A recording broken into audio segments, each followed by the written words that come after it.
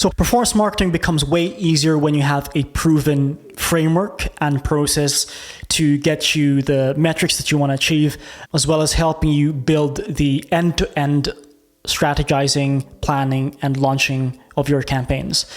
As someone who's been a performance marketer for over 8 years, I've had hands-on experience building performance marketing campaigns across paid social, programmatic display, paid search, even affiliate marketing, end-to-end. Throughout my time with performance marketing, I've created checklists and a process for making sure that the campaign that I launch is as successful as possible, and if it isn't, the approach into extracting insights so you can actually have a better strategy longer term.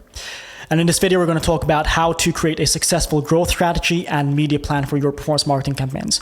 Let's go. Chapter 1 is defining goals and your objectives. So as basic as it is, the first step is actually understanding your goal for this performance marketing campaign. Is the goal to get more visibility? Is it to get more traffic? Is it to get more signups? To get more mobile app installs? Or is it to get more revenue, to get to sell more products? By understanding your goal, that will define the objective that these ad networks or channels will actually optimize towards to. So assuming you've now chosen a goal for this performance marketing campaign, we can now move on to objectives. So objectives is pretty much building on top of what your goal is. So there's only really 4 to 6 different types of objectives, and I've mentioned this in a previous video. It could either be brand awareness, where you're focused on brand visibility or getting as much reach for your ads. It could be a traffic-based campaign, is when you want to get people to click on the ad. It could be a mobile app conversion-based campaign where you either want people to install the app or you want them to take a particular action in the app, whether that's signing up or maybe going through a certain paywall or subscribing to your mobile app if you're a subscription-based app. Fourth is an engagement objective. This is if you want to increase your social media followers or you want to get more engagement for your organic post. It could be to get more likes, shares, or comments. Number 5 is a lead generation campaign. So this is if you want someone to click on the ad and fill in a form, which then gets passed on to a email marketing campaign or a CRM list, right? And then the final objective is more likely what you're probably going to choose is a conversion-based objective. So this is where you're optimizing towards a specific event, whether that's a purchase, that could be a sign up, that could be someone subscribing to your software if you're a SaaS company. So it's much more focused on direct response marketing. You're asking someone to take a particular action immediately within the ad. So now you know your goal, you have an objective for your performance marketing campaign. You're probably wondering, what if I have many different goals for my business? So this will be outside the scope of this video, but generally speaking, your performance marketing strategy should be all encompassing. But more often than not, it's very likely you're going to be focused on a specific metric, right? You're either going to increase sales or app installs, or it could be more about getting video views or engagement. So you want to make sure your performance marketing strategy is focused on one objective. If it isn't, then you have to readjust going back. And it might be that your performance marketing strategy might have multiple goals. But generally speaking, when you're creating a media plan for performance marketing, you're focused on one objective, one goal. So you know your goal, your objective. Now the next phase is really understanding your targeting. That could be your audience, that could be the keywords you target, and then segmenting those into different categories where relevant.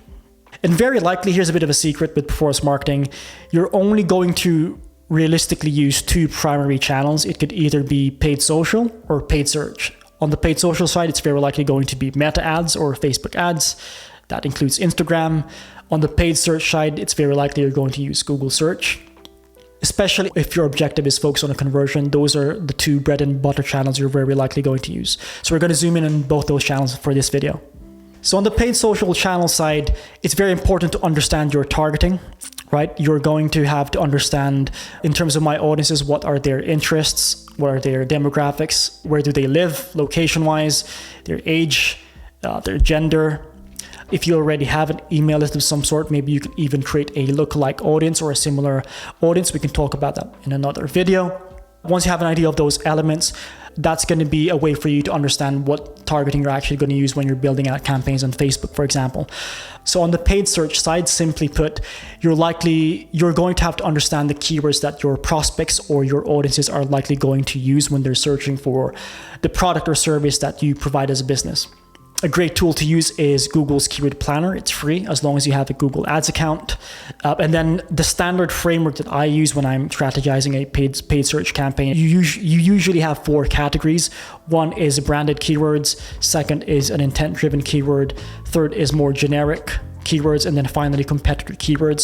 But if you're working for a small startup, I would advise against branded keywords and competitor keywords because there might not be enough demand or it might be very expensive. So very likely you'll fall under starting a paid search campaign with generic keywords or intent-driven keywords. And then in regards to your creatives, it's very similar to what you will do for paid social. You'll very likely need an image. You will need a headline. You'll also need a description, site link extensions, and then assets as well. So if you look at the screen right now, you'll see what some of those elements. You can pause the video if you want. So that's paid search. Now let's move on to the next chapter, which is channel selection. Though we've talked about there's only very likely going to be 2 channels you use, Meta ads and Google ads, but there are so many other channels out there. To name a few, you've got YouTube ads, Google Display, Google Shopping, Performance Max, TikTok, Snapchat, LinkedIn, Reddit, Pinterest. And then on the display, programmatic display side, you have Google Display Network. You have the Trade Desk, DV360, StackAdapt, Outbrain. There's a lot of different channels for you to choose from, and I'll link most of these below if you're interested in learning more about them. The way I would approach channel selection is going back to a fundamental approach that I have with marketing, which is think from your customer's point of view. Right? Where do they hang out? Where's the attention currently? For example, if they're a younger generation, very likely it's going to be either Instagram or TikTok, right? That's where they usually jam or where they will spend most of their time. If you're a B2B company, LinkedIn is going to be your primary channel. You're looking to target professionals. You can target by a job function or job title in a specific location within a specific company size. So your approach to channel selection is going to be personalized towards the ideal customer persona you're trying to target with your ads. So we have our objective, we have our audience segmentation and targeting, we've chosen our channels. Now let's talk about budget allocation, which is a very important aspect of performance marketing or digital advertising. So there's nuances to this. There's 2 groups of performance marketers here. So one is if you're starting a new performance marketing campaign without any historical data, so you're starting from a blank slate. And then the second group is a performance marketer who's onboarding a performance marketing campaign that's already running, or maybe it has been paused, so there's historical data there for them to forecast how much to spend. So starting with the first group, if you're building out a performance marketing campaign with a blank slate, what you'd want to do is obviously a lot of research, but I would start out very small, maybe £2,000 to £3,000 across 2 to 4 weeks. You focus on 2 or 3 channels. And when you're starting a new performance marketing campaign and it's a blank slate, you're not paying for results or conversions. You're going to be paying for the insights. You're going to be paying for the data, and those insights you will use to optimize your performance marketing campaign. So you might launch on Google, maybe on Twitter and then Facebook all at the same time. And then you realize after 2 weeks, actually we're getting a lot more volume and profitability from Meta. So let's just double down in Meta. So you iterate your strategy upon the data that you acquire. So the second group of performance marketers is if you're onboarding or you're taking over from a campaign that is already running. My approach there would be quite simple. Look at historical data, understand your benchmarks or your baseline metrics, whether that is your average click-through rate, your average cost per acquisition or customer acquisition cost, average conversion rate, and that becomes your way of forecasting how much to spend.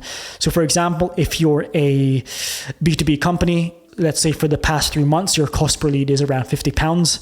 If your stakeholders wants to gain 1,000 leads, so you times 1,000 times £50, that's around £50,000. And then that's how you forecast your media plan. You tell your stakeholders, listen, if you want to gain £1,000, I forecast we need £50,000 because that's very likely going to get us 1,000 leads upon looking at our historical data. So we have a lot of elements we need for launching a performance marketing campaign. You want to house all of this information onto a media plan, and I can do a screen share of that. In fact, I'm going to show screenshots of what a media plan looks like. And if you want to download it, or if you want a video specific, and I actually made a video on media planning, which I will also link below. But this media plan is free, so if you want to download it, there is no email sign up. You can just make a copy of the Google Sheet file, just out of goodwill. But if you do have any questions on it, please obviously finish watching the rest of the video and leave your questions in the comments below, and I'll get back to you as soon as possible. We have our strategy, we have the right assets, we have a media plan. Although outside the scope of this video, we're not going to be building out a campaign, but if you are interested in how to build an end-to-end campaign on Facebook or Google ads, again, let me know in the comment section below and I can add that to the pipeline of videos that I'm going to be shooting. So we're going to skip ahead. We're going to make the assumption that you've launched your performance marketing campaign. Now we're going to have to evolve our growth strategy or our performance marketing strategy, because now Once you've launched your campaign, the most exciting bit is actually getting the data. You're starting to see which creatives are performing better than the other, which ad sets or audiences are much more resonant with our proposition as a business, which keyword themes or campaigns are actually getting more profitability or getting more conversions. So now you use that data to iterate your strategy. And it might be that what the data is telling you is, listen, it might be that Google Ads is great for profitability, but then in terms of getting more cost efficiency for your customers, it might be Facebook. So that's when you need to contextualize your strategy and evolve it. Go to your stakeholders and ask them, listen, do we want more customers and then focus much more on lifecycle marketing?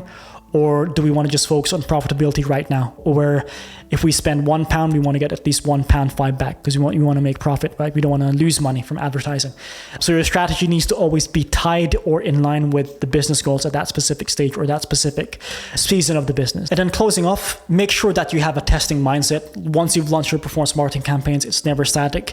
You want to make sure that the data analysis that you had always turns into some form of action after. And I'm going to do a video on data analysis specifically for performance marketing.